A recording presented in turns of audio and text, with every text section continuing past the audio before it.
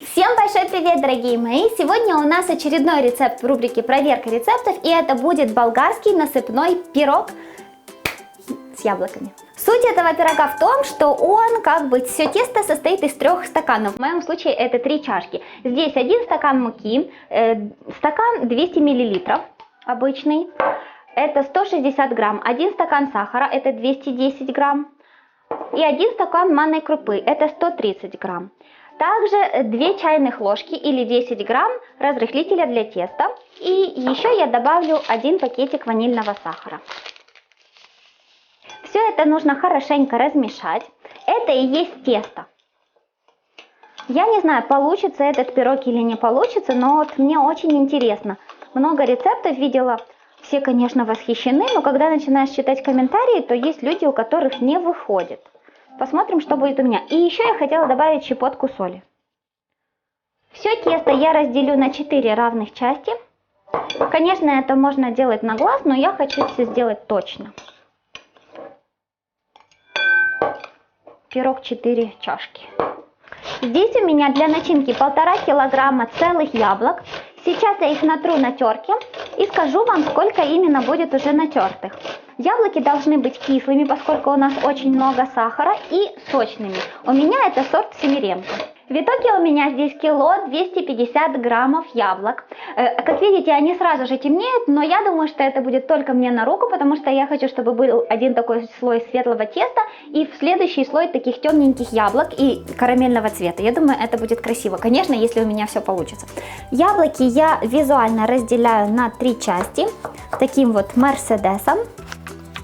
Как видите, там сок. Сок не нужно ни в коем случае сливать, он тоже нужен для этого пирога. Форму я уже выстелила пергаментом и отправляю сюда первую часть теста. Так вот, теперь нужно его хорошо распределить максимально равномерно. Теперь максимально равномерно тоже распределяю яблоки. В яблоки по желанию можно добавить корицу или цедру лимона. Теперь эту смесь утрамбую. В итоге получится 4 слоя теста и 3 слоя начинки из яблок. Если честно, то мне очень интересно, получится или нет у меня этот пирог. Звучит, если честно, даже немного фантастически, что можно из такого сухого теста сделать пирог. Следующий слой тоже равномерно распределяю по яблокам. Дальше снова слой яблок. Сок никуда не выливаю, все идет сюда, оно будет пропитывать сухую смесь, и по сути за счет этого и должно получиться тесто. Снова все утрамбую. Диаметр формы у меня, кстати, 22 сантиметра. Мне кажется, что меньше не нужно брать, потому что пирог может вообще не пропечься на дне. То посмотрим, пропечется ли он у меня с этой формы, тоже вопрос. Теперь третью часть теста тоже распределяю вот так вот, максимально равномерно. Все, последняя часть яблок. Сюда же и отправляю весь сок. Теперь я сверху отправляю сухую смесь. Тоже пытаюсь, чтобы это было равномерно. Также берем 150 граммов масла и выкладываем его сверху. Можно подморозить слегка и натереть на терке. Главное, чтобы был равномерный слой масла. Оно начнет таять и должно пропитать весь пирог. Рецепт это болгарской кухни. Также я видела в интернете, что добавляют молоко. Но я так поняла, что на молочную версию отзывы похуже, потому что получается какая-то манная каша вместе с яблоками.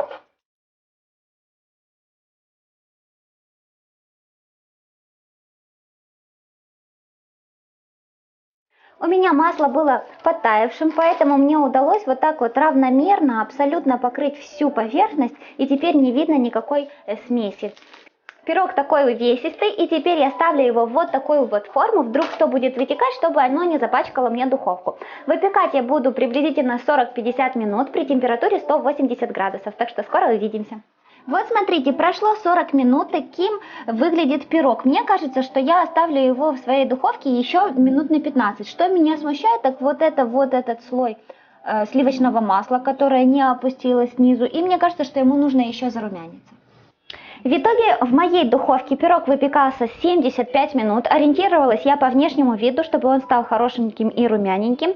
Видите, ничего в принципе из него не вытекло. Он достаточно хорошо поднялся, я думаю, где-то на 1,5 сантиметра. И теперь нужно дождаться, чтобы он полностью остыл, и только тогда доставать его из формы.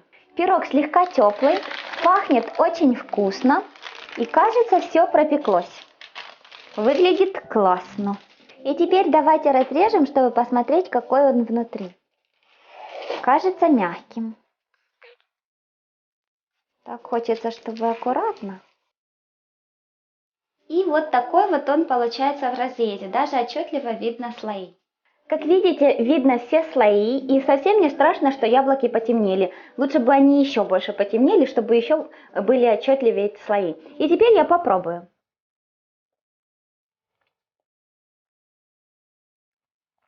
Боже, это так вкусно, вообще очень вкусный пирог. Я даже не думала, что это так вкусно. Посмотрите, как отчетливо здесь видно слои и что тесто такое воздушное. Очень прикольный рецепт.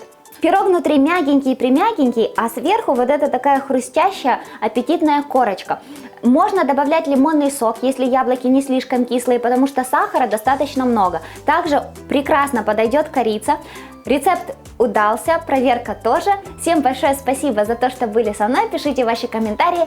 Не забывайте ставить лайки, нажимать на колокольчик. Всем пока, до новых вкусных рецептов.